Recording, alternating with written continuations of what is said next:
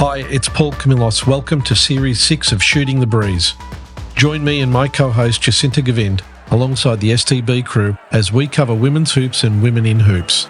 We'll share conversations and get a little deeper with inspiring players, amazing coaches, and the legends from behind the scenes. Especially in this series, we'll be talking to dream chasers that give it their all and lead with their heart.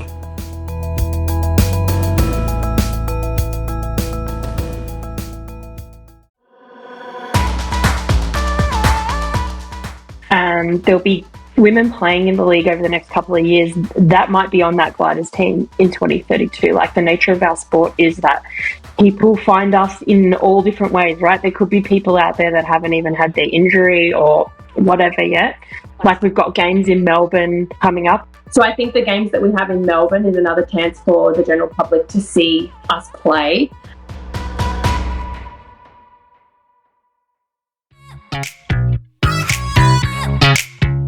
Joining us in a very special episode are Aussie women's wheelchair head coach Craig Campbell and gliders vet Shelley Matheson, a.k.a. Chaps.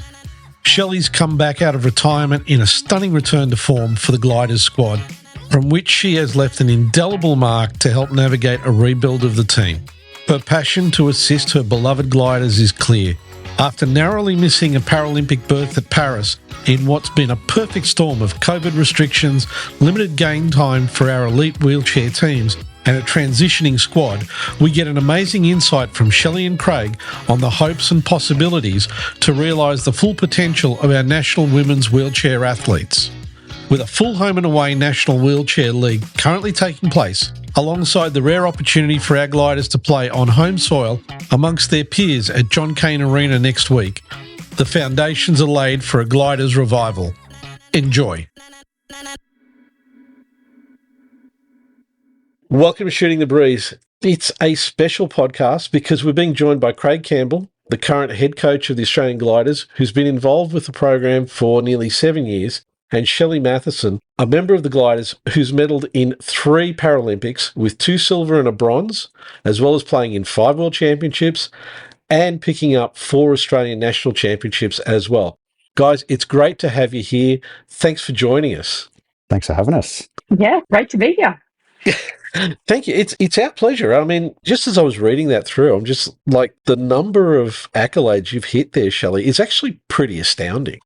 It's been a few years in the making, but yeah, there's a few things there. We've had a number of different people from the gliders and from the wheelchair basketball world on the podcast. And I got to say, it's always been interesting for me to see the longevity of careers in the sport. And to me, it says that there's the ability for national teams to be able to build on the depth of talent that's available, and to be able to have enough people in the pool so that if somebody's not available for a specific competition, you've got someone who can come in. Is that a fair assessment of the situation in relation to that? I think so. I think we're definitely growing the number of athletes we've got involved, and I think the dedication from a lot of our senior athletes to be able to be in the sport for so long is down to their high performance habits. We've probably done it a little bit differently recently, where we had a really good result with World Champs, but then we knew that, you know, there's always another game, so we put a EOI out, and a lot of people who've been involved, probably the hidden talent pool right in front of our eyes, came back and said, hey, we're committed to this team, we're committed to this program. We didn't know how we could help. And then, you know, they do come in, and you have people like Shelley who, you know, come on board and get up at ridiculous o'clock to be on court at 6 a.m. and push around with, you know, 16-year-olds and say, come on, go another one. It's a credit to the athletes. I think also it's like a credit to the sport. It's such a fun sport. It's addictive. Like, any chance you can play, we're all taking up the opportunity. But I think the gliders in particular is so special because we are all women with disabilities, and that is such a small part of the population. And then we're women with disabilities that like sport, and basketball in particular. Like, we are a very, very, very small subset of the Australian community. So when you're a part of that, it is so, so special. And I think that's a reason why Like it's the same with, I guess, any Australian team, but I think that's the reason why when we do go away, the Gliders are still in our hearts, right? And that's why I'm here again. I love this team so much, and I just want the absolute best for like these 16-year-old children, that are going to be the future of our program. You said something which quite often you don't hear from athletes at the national level and international level. And before we started the podcast, Craig mentioned it as well. It's the word fun. Yeah. And it's one of those words that you don't always hear, normally associated with that level of competition. So I'm kind of curious, Shelley, from your perspective, when you say fun, what does it mean to you? Great question. Well, Craig's always saying there's no fun in basketball, and I disagree. No. I've finally been called out. Yeah, I think the fun of it is competition. And I know, I've been doing this since I was 16. So for me, that level of competition you don't get when you leave the team. So I think it's that. I think it's, just the joy of being around other women who are trying to achieve something, and men as our supports. I think it's just, I don't know, the sport is fun, right? You're in a wheelchair, you're going fast, you're doing cool things, and you're doing it with a team. It's all fun, even the hard work and the early morning. Look, I also have to say that having seen a few games, not that we get a lot of games here in Sydney, but when we do, having seen them, I got to say, it's a particularly physical sport. And it's something that I think the general public don't realise how physical it is, because they're going to go, they're in wheelchairs and, they must be, being careful. No, absolutely not. You guys go hell for leather. That's right. We have all the straps and stuff on our chairs. Our chairs is part of our body, right? It's just a piece of sporting equipment, and we are just as competitive as any other basketballers going around. Yeah, and I've got to say, we've also got, I saw today on a website's come up for the national competition. Can you guys fill us in a little bit about that? Absolutely. So there's a small working party. They've done a huge job. We talk all the time about needing opportunities to play. More opportunities to play means more fun. And I've got to stick with that. There is actually fun in wheelchair basketball now. So Lorraine Landon, Cohen, Nick and a few others have got together and said, we need to have games in Australia. And, Guy and said, well, how do we do that? Let's take this on, partner up with Basketball Australia and said, we can do this and we can get the leagues back after, COVID affected seasons. And they've put it together where we've got a 7-week plus finals men's league for the NWBL. We've got 4 rounds for the Women's National Wheelchair Basketball League as well, with 4 teams around the country, home and away, another, an 2 elite wheelchair basketball competitions coming up. So with live streams on YouTube, sitting back and saying, how can this be done right? And how can this be done so that we can not only have people at the games, but if by chance you can't get there, you can still see it. You can still watch it. You can still be out there. We know that people can't be what they can't see. The crew at the WBA have they've just gone down and said, rather than say what's not possible, let's just sit back and see how do we make this happen. And you can see that it's now games are happening. And you mentioned the name that constantly keeps cropping up across the basketball world as being involved in this, which is Lorraine Landon. And I mean, we've had Lorraine on the podcast a couple of times, and we know Lorraine really well for many years. The team that put this together, tell us a little bit about them, because these guys are they're unsung heroes who don't necessarily get the kudos that they deserve outside the wheelchair basketball world. Absolutely. And I was just going to say, it's probably unsung, but we're trying to sing from the rooftops, because Lorraine has been such a big supporter. And whilst not front of house, she's involved in so much basketball in so many places, but she's always, hang on, do they need anything? Can I help? Can I do this? Oh, they need something with a team in Sydney based. We can do that. I'm right here. You need something with a league. We can do that. How are you going to go? What's happening now that, you're going to be overseas? Can I help with that? I think, she's a constant in terms of basketball. There's names, Gaze, Landon, there's names that are just synonymous with basketball and wheelchair basketball in Australia, and she's just an absolute gem. And you mentioned a couple other names, and before we get into other stuff, could you just fill us in a little bit about the other people who were involved in this? Yep. So Nick Taylor is a ex-roller, so played for the Aussie Rollers, and has been involved in the National League with Wollongong Roller Hawks. He's gone through and worked out different ways where they can access some resources, and we might get Chaps. Do you want to talk about Carlton? That's okay. So Kuhn Jansen's, I'm going to get all these stats wrong, but all I know is like when I started playing was towards the end of his career. But I know he represented the Netherlands at, I want to say 3 Paralympics, and I'm so sorry if I'm getting that wrong. He's also married to a glider, or an ex-glider, Donna Ritchie, who was the captain of Australia for a number of campaigns. No, she was the captain of Australia during the Sydney Paralympic Games. So, like, big wheelchair basketball family, and a name that we haven't really seen around the league in a while, like an amazing shooter. That's what I remember of him when I was like 18, and he was a gun in the National League. I haven't seen him around for a while, but that's the thing about this sport. It just keeps drawing people back in, right? No one ever leaves. And I just wanted to say one other thing on Lorraine Landon, which I think is incredible. She's always been a huge supporter of basketball, full stop. Like, it doesn't have to be able-bodied basketball or wheelchair basketball. Gliders, opals, same to her. That's amazing.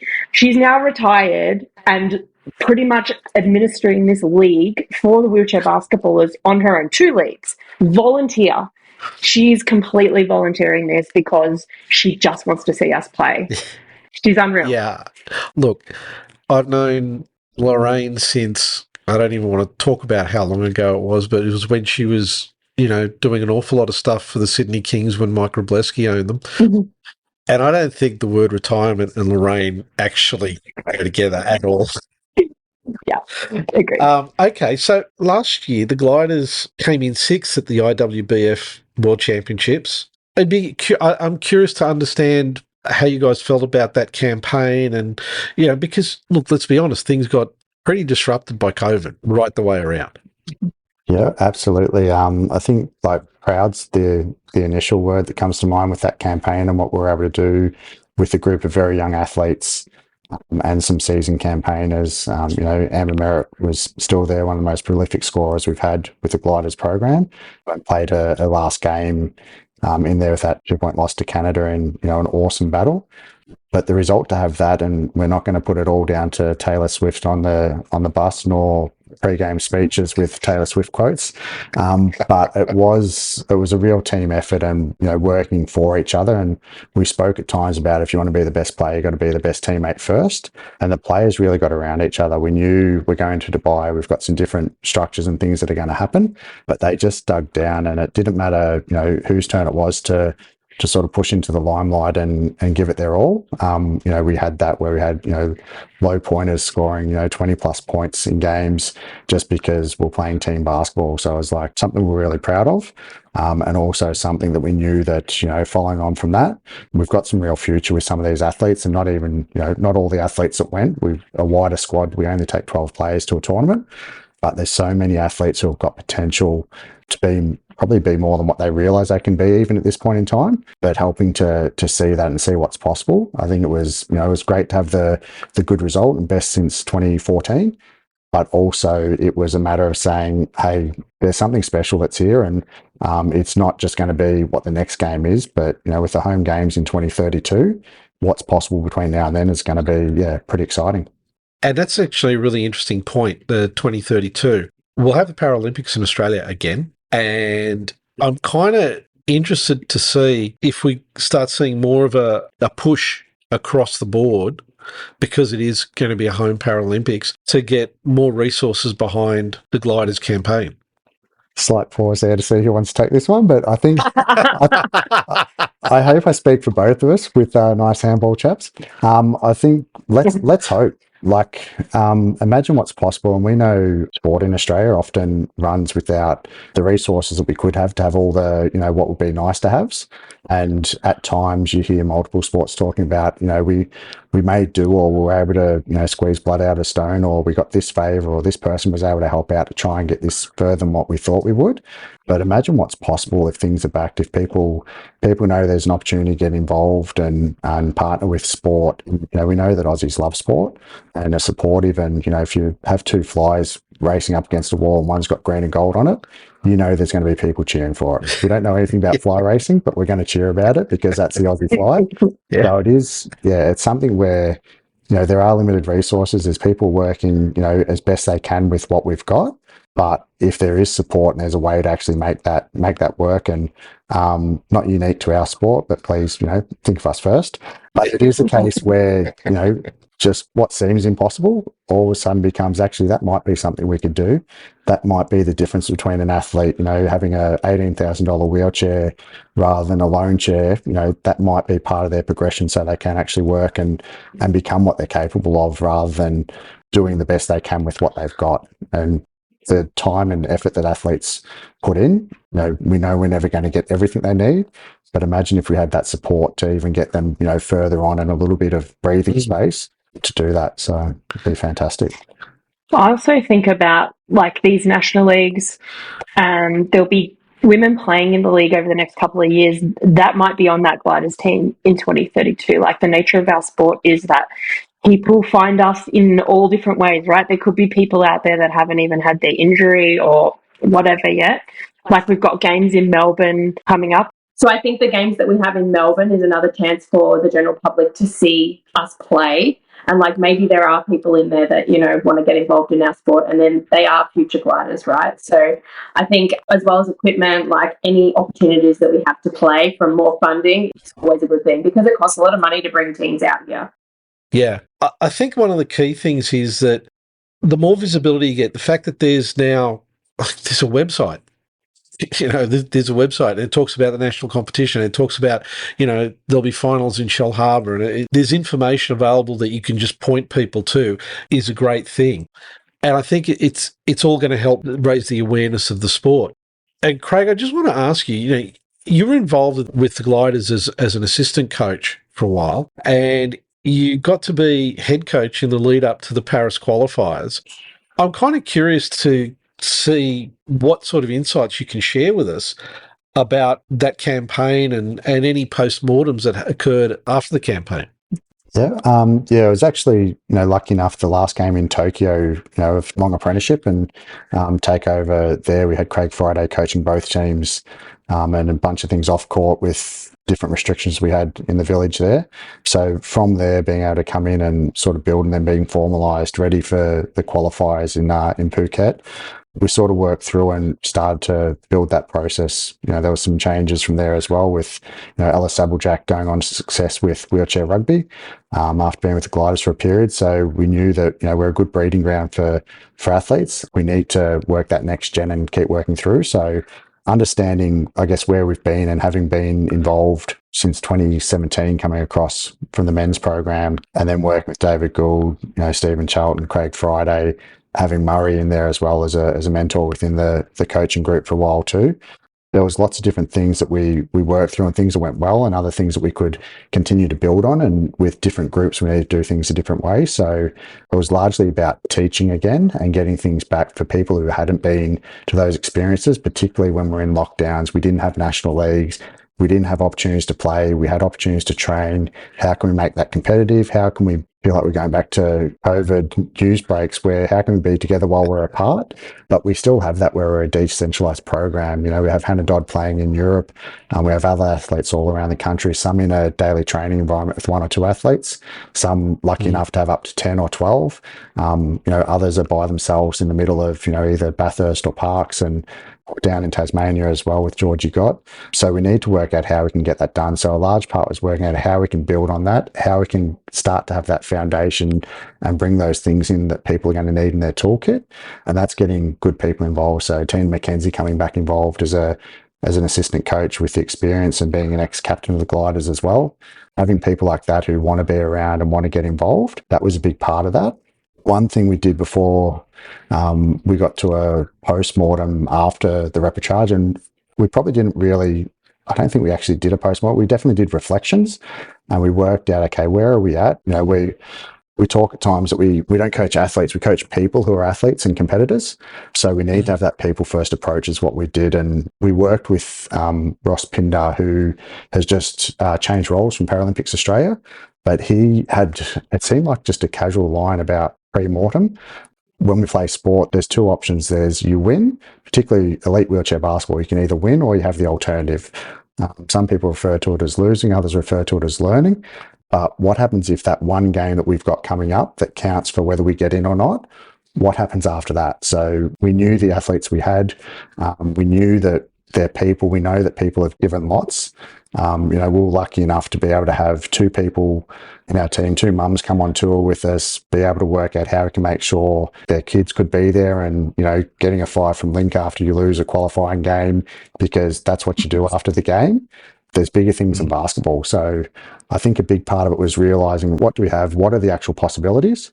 How do we work like buggery to make sure that we get the right option? History shows that we didn't get that, but then how do we make sure we look after our people? And that's a big part of it. So knowing everybody has, or most people have, some kind of insurance. You hope you never need to use it, but we had to go through and work out what's our insurance to make sure our people are going to be all right, and what do we need to do in terms of creating high performance habits, creating accountability, making sure we do have the right connection with all our people involved on and off court to make sure we can be successful as we move forward. And I think people who even aren't close to being involved in the game probably know that this sucks a bit. And this is like, we're almost 2 months since there, but it doesn't suck any less. But there's going to be another game of wheelchair basketball. Like the 2nd of July versus Japan is another game of wheelchair basketball. Like the game goes on. And, Chaps touched on before about, there's gliders from the past, and, anybody who's played for the gliders at some point in time will have said once a glider, always a glider. So we need to know that there's actually going to be an opportunity for more people to be a glider in the future. So how do we do that? How do we support those that are here, particularly when we've got so many young athletes? And we know, the number of games is around 80 international games, realistically, to be ready to compete. We've got a lot of athletes we've had about 3 or 4 who've just ticked over 50 games, who've been around for a number of years because of the lockdowns. We've got some athletes, like we've got a 14-year-old athlete in WA who's turning heads and doing things that it takes. Sometimes we say younger athletes are doing things that they don't realise they shouldn't be able to do yet. She's putting in hard work with Jamie O'Loughlin and Brad Ness, and she's doing things way before what other people would be able to do who are experiencing the game. So we've got so much potential there. It's really about setting them up, and that's been our focus, about how we can set people up for success, not just in the immediate future, but making sure that's a program that goes well and truly beyond my time and, anybody else who's involved at the moment, so that people can sit back and enjoy and cheer the gliders on for years to come. There's a lot there to unpack. I mean, obviously there's 2 sides to it. There's the training side, there's the physical work out there on the court. But as you rightly mentioned, there's the whole other side of it, which is the people themselves. It seems as though, particularly with the gliders, that's a very important part of your ethos and your direction. How do you see that developing over time? I think a large part of it is about the connecting and the connection. Like we have, people like Bridie Keane and Kylie Gouch came back into our group, and, part of, I don't know whether people call it the madness behind the method or the reasoning, why we were looking at that. It was looking at, how can we try and make sure that these emerging athletes have got the best chance to go through. And, imagine, we know that Bridie, Deputy Chef Mission, wouldn't be available to play in Paris, but, she was like, I'm that committed to the gliders. Can I help you get there? So then we can make sure one of these emerging athletes can have that experience of Paris, so that we can know, okay, this is what it's about. We know when we go to qualifiers, everything speeds up. The hits are harder, the shooting percentage, they drop a lot quicker, the shot gets off quicker. So how can we make sure we can set people up for success and understand what it is? Like the difference between training here by yourself versus competing against the Netherlands, the US, competing against China, who are the most dominant team in our zone at the moment, silver medalists from the last World Championships and Paralympics. We know that we have to be at our best and understand, okay, that's where we need to aim to get to there. And then the next level is to make sure we take their spot. So, having people willing to come back in and do that shows that they're invested. It's not about, winning the medal right now, but it's about making sure there's the opportunity for others to be in an environment where they can succeed. So setting them up for success. It makes it easy when you have other people wanting to say, yes, I'll commit my time. I'll, come away from work. I'll come away from some of my family to make sure I can come on a tour to Osaka. I'll make sure that I can be available for a weekend camp so we can get to know people and get to know the other players, start to mentor them. And then also after that, I'll still be, although I've been through this experience where not part of that qualification, but I'm still on the phone. I'm still checking in with athletes who weren't even at the repechage, because I know that they're going to be somebody next, and we've got that connection and that link to how we go. If you've got people doing that around you, it's pretty tough not to focus on the people and work out how we can support them for that. And you mentioned, you had Kylie Gauchi come back, and we've had Kylie on the podcast in the past. And at the time when we spoke to her, I don't think it was in her forward vision that she'd be going back. And obviously, this kind of leads into you, Shelley. You came back after 5 years, I think. Yeah. For the Oceania Zone qualifiers. What triggered that for you, and what's it like getting back on the court at that level after being away for a while? The truth of it all is that Troy invited me to play we had one round of women's nationals last year. And Troy Sachs said, come play. And I was 12 months postpartum, so Hazel was about to turn 1. And I thought, you know what, if someone's going to pay for me to go to Queensland, my whole family to come to Queensland, which is where Bridie Keane lives, I'm going. I don't care. I'm not fit to play basketball. No way. And I hadn't touched my basketball chair actually since the 2018 World Championships. Like, unexpectedly gotten pregnant with Ruby, and basketball was so far from my mind. But I thought, you know what, if a free holiday to Queensland, I'll go. And then I got on court and I loved every second of it. I definitely was not a superstar, but I was like, you know what, I can still compete with these girls. These girls have just come off of a World Championships. They came 5th in the world. You know what? I'm still in the mix here. I'm not 100 years away. Anyway, and I actually went home and I joined the local gym and I ordered a new basketball chair because I was like, next year I'm going to be fit to compete against these girls in the National League when I get another chance to play. And then later that week, Craig put out an EOI, and Bridie and I were going back and forth, and we said, you know what? We'll just prove a point here that we deserve to be in the mix. And so we put our names in, and I went to training a couple of weeks later, and Craig's like, we'll have you. I was like, oh, well, okay, well, we'll come to camp, right? If we can bring our 1-year-old babies, we both had 1-year-olds by that time, we'll go to camp. So we went to camp, and then Craig's like, okay, so Thailand. I was like, all right, Thailand. So, to be honest, it started with proving a point. And I think the biggest point that we probably were wanting to make was that basketball IQ is so important, and that's what we had. Bridie, Kylie, myself, we've played so many games of wheelchair basketball, and that's why we're actually able to compete with the current squad. Not because we were in shape or, had been playing, it was just because we were using our brains. Right? It's like the old wily veteran. Yeah. We know how to play the game. So I think the point that Bridie and I wanted to make especially was like, we are of value to this program.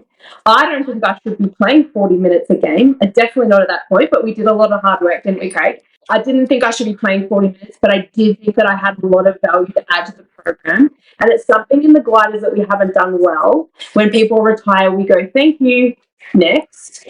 And this was the very first time that it had been put more publicly, like, we want you guys. We want your experience. We want your knowledge. We want to know how we go from being a team that medalled at every game. I was so lucky to medal at every games I went to a team that doesn't qualify, a team that comes 9th in the world, a team that comes 6th in the world. How do we get back up? Yeah. And then I have now found myself in a position where, I loved being an athlete again, going from being a mum to getting a chance to being a high-performance athlete again. I had goals again. I had ambition again for myself. So that was a big turnaround. But the fact that Craig said, yes, come, and yes, you can have your kids there, they can be part of that journey, that was a big motivator for me as well. And then I come around and I've got Izzy and Laura in Melbourne, these 2 young girls, and I'm like, I just want you guys to go to a Paralympics. It is, and Izzy has been to Paralympics at this point, so it was not what you know what the big Yeah. event is, and I just want them to experience that because it is so special. And I think they have the talent to do it. They just have come along at a different time. I was lucky when I was growing up. I was surrounded by like the greats of the game in Australia, like Liesl Tesh, Alison Mosley, Lisa Ryan, like these players that are phenomenal. And then these guys are coming through at a different time where we're developing and where, you know, we had a few, you know, veterans retire and there was sort of no middle ground. So I just wanted to help there. That's a lot of waffling, sorry. No, that was great. And you touch on a point that obviously there's been a lot of flux and a lot of changes happening in the roster for the gliders recently. You know, as you said, Amber's left the program. You know, Georgia Inglis, Sarah Vinci, but you've got all this talent coming in. So as a coach and as an athlete, and I'm putting this to both of you, how do you juggle all those changes? Because, you know, a winning team has a certain amount of stability to it. And it seems like the gliders are in that period of the moment where there's a lot of changes happening. Yeah, I think the first thing is, from what I've just learnt now, is we keep calling Shelley's bluff and we just say yes, and she'll keep turning up. So thank you very much for that insight, chaps. Job done. No, I think it is stability and accountability. I think they're one and the same. And getting that core group of athletes, and you know, we've got Georgia Munro Cook, who was, you know, part of the 2018 World Championships with Chaps, and then she was actually our captain in Tokyo. You know, she came off the bench at that 2018 games, but she's now taken on that role of being that targeted high pointer and that threat that the other teams pick up. And, you know, she's still going through and getting big numbers. I think she was charge maybe 17.5 and maybe 9 rebounds per game. So still doing that. And we changed our lineups, you know, trying to work and get things going. So we've got athletes who are there who've been a part of it for a while. And it's just getting that core group of 8, 9 key athletes and getting people who want to be part of the competition, who want to go and compete, but know that in order to be able to go and compete, that they have to commit in their home environment. They have to make sure they play games. So we're so lucky to have the Women's National Wheelchair Basketball League back, WBA, to make sure they get in there and play that.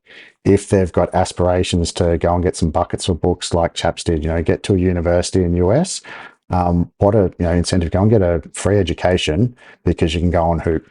Like go and do that. Or like Hannah Dodd, like go and make a living in Europe, see the world, play basketball, get multiple games. Like you go to college, you're 35 to 40 games per year.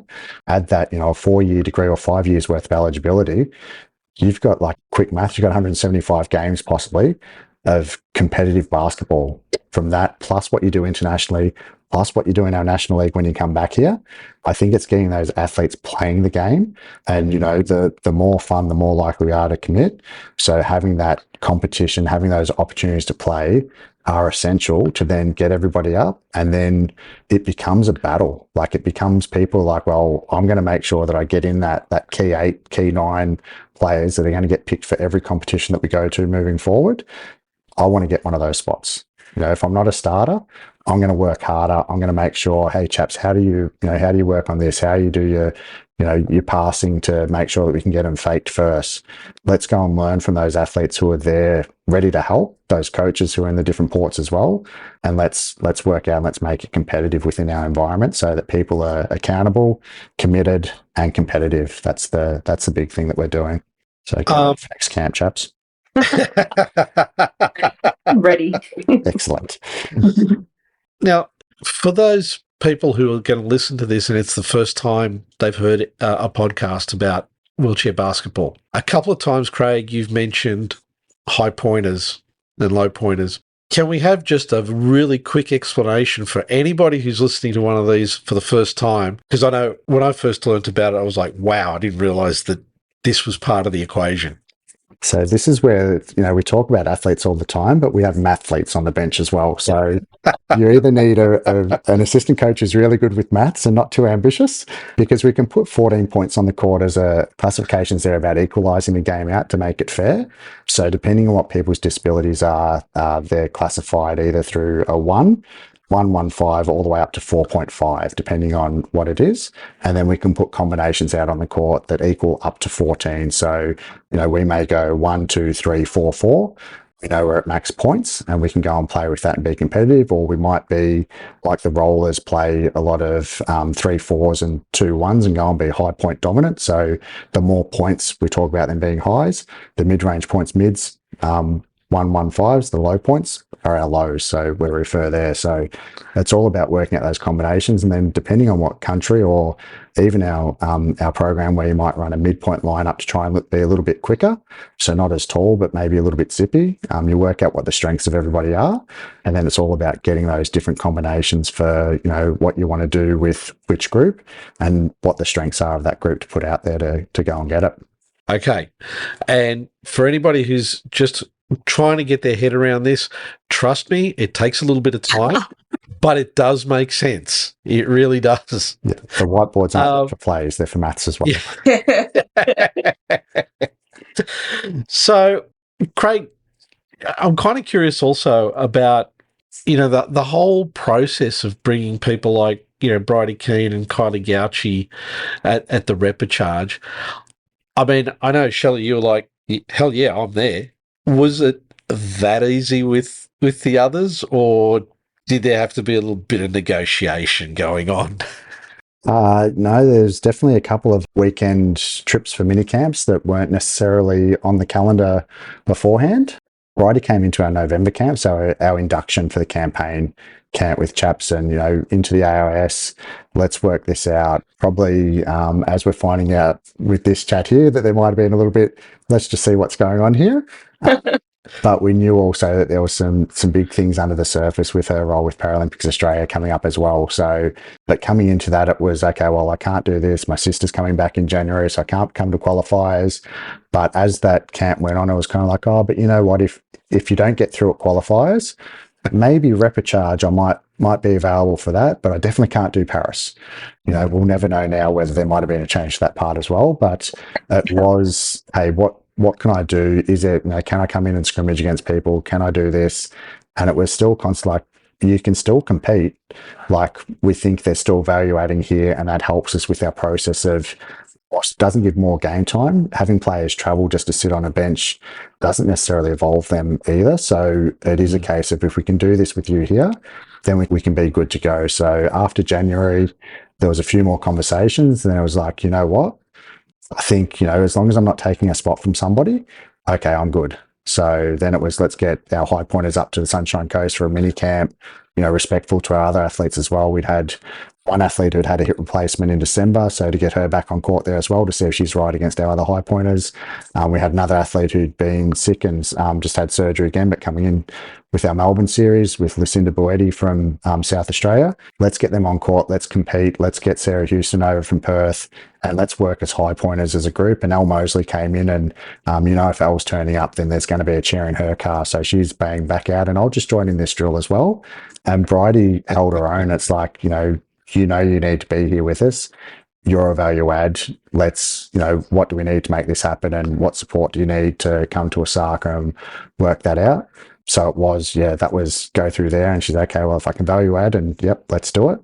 Kylie was keen. I went to Sydney last year with the plan to catch up and talk about what might be possible, and that conversation didn't take place, and it was, all right, Amber's retired, good luck, was part of the feedback. And then it was probably a little bit of pondering time, and I think, she carved the league up last year when she played in that round of National League. Absolutely, like, she's just a baller. So it was nothing there, and I was actually about to get on a phone call to say, okay, this is our 12 and our reserves to Lee Gooding, our GM of wheelchair basketball. And my phone rings, and I'm like, sorry, Lee, I've got to call you back. Kylie Gauchi's calling me. So hung up on him. Hey, Kylie, what's going on? And she just said, well, look, if we can do this, this is how I think I can value add, and this is what I think what I need, and this is what I definitely can't do. And you're not left guessing with Gouch. So we knew exactly, okay, well, this is what it is. You know what? We think this can work. We think this can fit. Let me come up to Sydney in a couple of weeks. Let's get on court with the group that are there. And as it happened, we had Georgia Munro Cook got a concussion about a week before. And we'll talk to Tristan about that later on. Sorry, that's not fair, because it was a pure accident at training. His just shoulders were too big. So, but we had that she wasn't going to be able to be there. We had another athlete to have COVID. So we're like, okay, we're down in numbers, but we're still going to get on court. We're still going to get after this. So we had a couple of sessions there in Sydney, and it was like, you know what? How does this feel? And she was, yep, I'm in. So it wasn't done deal, but it was a phone call. 5 minutes later, I'm pretty sure Lee would have been booking flights and having people ready, and she just, kept us on the line and got us at the right time, and it was available to come across. And we didn't have time to get together as a whole group, and I think that was probably part of what we were missing with that connection. Whilst we've got some really talented basketballers, to be that team, I think if we had had time on court beforehand, it would have made a huge difference. But it was, we've got this opportunity, let's see what we can do with this, and let's roll the dice. Yeah, I think also, like, behind the scenes, the connection that Kylie, Brady and I all had from the London campaign was still there. Like, I'm putting pressure on Kylie, Brady every day.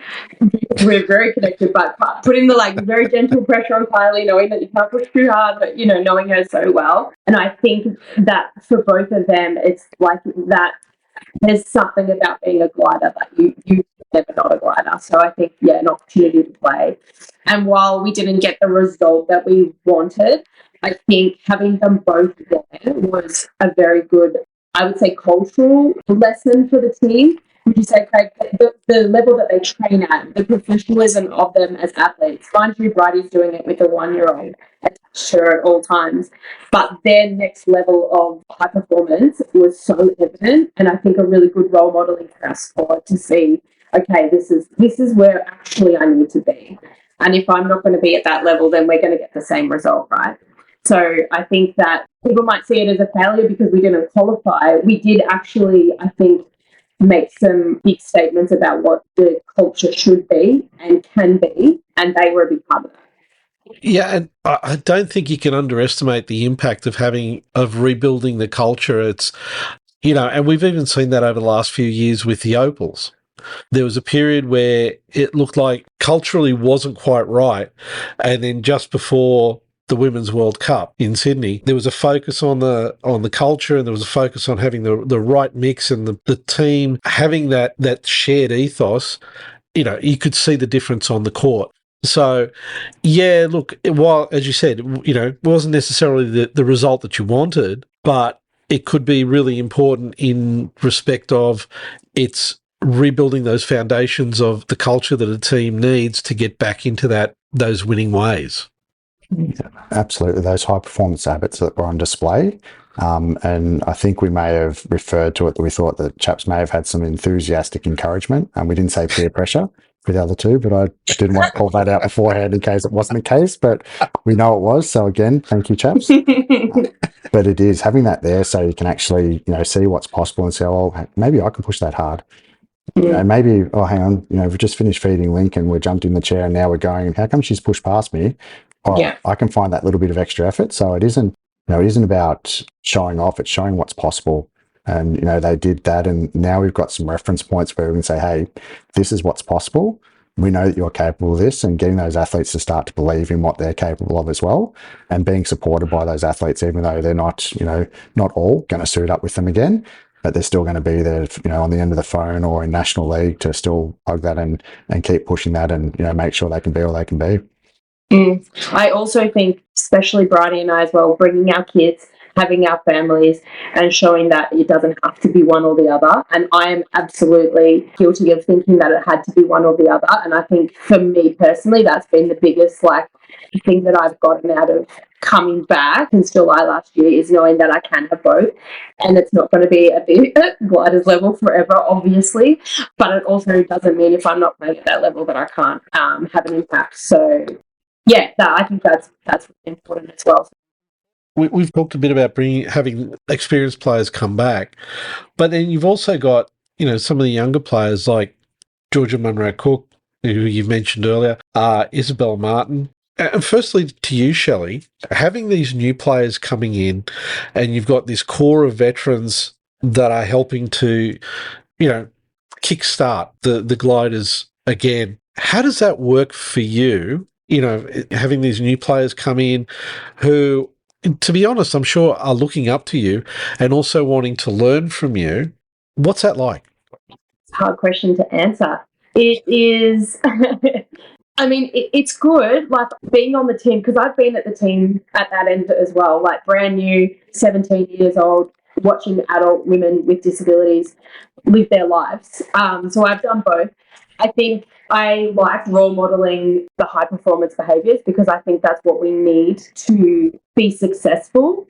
So I think I do it in a way that is like showing them that it's a passion for the team and the sport. Like I want to bring them along and I want them to feel passionate about the sport as well. I like to think that like I'm having an impact on them broader than just the sport too, that they can, you know, have aspirations to, I don't know, have children maybe, or build a house in the country and do it regionally. I don't know.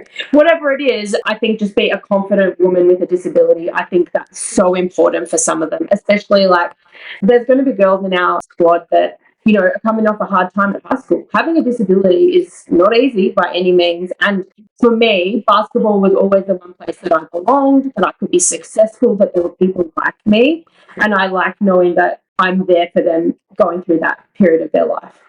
And also, like, I'm trying to help them to seize other opportunities. I think, yeah, this generation is so different to my generation where we were just ball, whatever games we can get. Like, I went to college in America, but it was so I could play basketball. And this generation understands balance. They want careers as well as basketball. They want life things. So, but I love being part of this squad. Now, I also want to ask you something. Yeah. You went to the University of Illinois. And I mean, it's one of the things everybody knows that there's a pathway for able-bodied athletes to go to college. But obviously there's a pathway for wheelchair athletes as well. Now, the one thing that I don't know is wheelchair programs just at specific colleges in the US, or is it fairly widespread? So it is at various colleges. I went in 2005 after the Athletes Paralympics, and I went to the University of Illinois, which was one of the only college programs. So we had a men's and women's college program that we played in, well, the women's team, we played in the women's division, open division, and then we played in the men's collegiate division because that was the only other place we could play, and we won games, mind you. But yeah, so we played in both those divisions. By the time I graduated in 2010, so I did my 5 years there was a women's collegiate division as well. So as it stands now, and I'll probably get it wrong, but I think there's 8 men's collegiate teams. More now. It's gone up. So, yep, Brandon just emailed the other day. So there's more colleges coming on board, seeing the value in it, and yeah, you know, not at the same level as your Illinois and Alabamas, but they're definitely more want to get involved. Yeah. And like the programs, it's just, I'm so keen for anyone that wants to go. The pathways are not as clear as able-bodied. There's nobody like holding your hand. However, there's so many people in Australia that have gone through the program. So like obviously Bridie and I as gliders, Kobe Crispin went through Alabama, Georgia Inglis, like there's heaps of us and heaps on the men's side as well. It's just a matter of putting your hand up and saying, I want to go. And then like we're going to make things happen. And when I was at college, so when you're a student athlete, you have to go and study. I was studying next to Jeff Jordan. Michael Jordan's son was on the able-bodied team. And you get treated the same, right? Like he's an able-bodied athlete, gets all these accolades. Wheelchair basketball program exactly the same. Like they see us as equal over there. It's so cool. Wow. Yeah, it's really cool. And again, this one's just purely for my own curiosity. Which campus were you at? Champaign-Urbana. Champaign-Urbana. Okay. Only because I know a couple of people from that area. Yeah. How did you find the winters? Well, I never even seen snow before I went there. I like, honestly, a core memory of mine is like being in training and being like, and people being like, oh, it's snowing. And I'm like, it's what? It's snowing? We were so excited. Brutal. But I will say, I think they do winter better than we do because they're prepared for it. They know it's cold. They've got all of like the facilities, and then we just freeze in Australia. We just brave for it. Yeah, because we're used to 9 months where it's great and then 3 months where it's cold, or we forget about that. Yeah. Yeah, exactly. Okay, so we've kind of talked about a whole bunch of things, except there's something coming up in early July in Melbourne, Ballin 24. and I'm really curious to get both of you to get your opinions on it. So, Shelley, to me, what I'm seeing there is there's opportunities for events, and it seems to be a fairly large competition. Yeah. I mean, it's a chance to play in Australia, which is so rare. I think I played over my 18 years total about 4 times in Australia. So that alone is so exciting to be able to play in front of your family, your friends, your colleagues, all those kind of things. We get to help Japan. Like, obviously, Japan are off to the Paralympics. We're not. And we're not going to be bitter about that. We're just going to try and make them better, right? Over the 5 times we play them or whatever, we're going to, take what we have, learn from it ourselves. I think for me, I'm really excited to be in the same environment as the able teams. Like, as I said before, I think we're learning what high performance culture is, and I think we can learn from the locals. As you said, you can see how good their culture is, and for us to be able to, I think, be involved with them in whatever way it is. There's lots of learnings for us there. Another chance to play, a chance for our broader squad to all come in, right? It's not just the 12. Bridie and Kylie won't be there. Sarah Vinci also retires. So we've got opportunities for other players to come in and show that they want to be there, right? I am nearing the end of my career. I'm not there yet. And I want girls to want to beat me. I want them to be sit the bench. You can teach us from there. But at the moment, I'm still playing minutes and I love it. But I'm really excited to see the girls that didn't go to repertage, the fire that they've got to be better and to prove themselves that they need to be there next time. I'm excited to see the girls that were at repertage and have gone home and gone, forget this, I'm going to be better so that this doesn't happen again. Because make no mistake, we are devastated that we're not going to be Paris. So I think there's a lot in this tournament for us. Probably a bit of some hard truths with one another as well of why we didn't get there and steps that we're going to take so that it doesn't happen again. Craig? Yeah, and I think the ability to be together, we're apart a lot. So having the group come in, we've had something happen that wasn't our first choice. We had 2 choices and this wasn't the one we planned on. But coming into that environment, being there, having the, not only us, but the rollers, the boomers, the opals, the kangaroos, all in that one spot. Tess Madgen's done a little bit of work with us in different camps in the past and jumps in and trains on court next to us in Victoria in our daily training environment. Having those athletes there who can be, hey, this is what we do, this is why we do it. This will be a lot of stuff off court as well, because it's not just about the ability to go and get buckets, but we need to make sure we're prepared and we're right and we're good to go when we get called on. So when our number gets called up and when Chaps, maybe I'm going to put it maybe 2029 out there, somebody else comes in to steal some of those minutes. Call that bluff, Chaps. But it is that we need to make sure that people want to get there and we want to have that competition. We want to challenge it. We want to see that, and we're going to see, off court different bits and pieces where Australian teams are in the one hotel. We've got Japan and China in another hotel down the road, but we've got that, and this is what the standard is. This is what we're willing to accept, and it sounds probably fairly strong, but it's almost draw that line in the sand and be like, well, this is what we're going to do, because we're not going to feel what we felt on April 20th again. We're going to make sure that we're prepared. We're going to make sure that we've got all the skill set we can have. We're going to make sure our players have found their voice. We've had a period where players, for different reasons, didn't feel comfortable speaking up, speaking out, saying we need help, saying we want to be coached, we want to be better than what we are. They've got that now.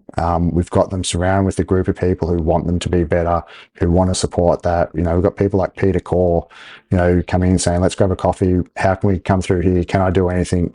What can I do? Not that we want to promote netball, but everybody's got their wing attack bibs on at the moment. They're here if you need.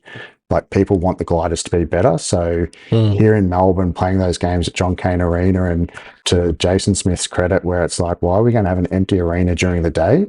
We've got other national teams with the 3x3 Olympic teams, the rollers and the gliders. This should be a festival of basketball. Let's make sure they're in here and that stadium's not empty during the day. We've got, there might be an opal shoot around. Then you're going to see the gliders play Japan. Then you're going to see the rollers who've just got back from the US getting ready for going to Paris, play Japan. The kangaroos, the women are off to Paris Olympics. The men 3x3 didn't qualify, but they'll be there as well. You're going to see it's a festival of basketball, forward ball 24. So what we're going to see on court and off court is going to be huge for our development, and should be, it's going to be a great show of sport here in Melbourne during the school holidays coming up. To me, I'm looking at this and it's great to see that the gliders are being pulled into this because, not that many years ago, that probably wouldn't have been the case. And seeing it now, I think it's showing that the basketball community is, first of all, really coming together. And secondly, everybody's realizing every one of these teams, every one of our national teams has got the potential to go to those big tournaments, to the World Cups, to the Paralympics, to the Olympics. And the more opportunity that you have to be seen and to be able to mix it up with those players, it just helps everybody cross-pollinate and everybody picks up something. And I think it's great. Guys, I really want to thank you for joining us. It's always great having you guys on. We've had so many of the gliders and wheelchair athletes on, Kylie, Amber, Sarah Houston. It's been fantastic. And we're going to keep a really close eye on how things go at Ball and 24. And obviously, we really want to stay connected with you guys and keep an eye on how things progress as well. Thanks so much for joining us, and it's been great. For us too. Thanks. Yeah, cheers. Thanks for having us.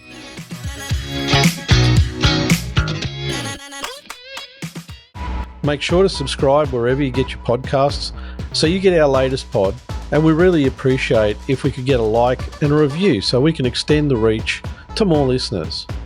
And don't forget, follow us on Instagram, Twitter and LinkedIn.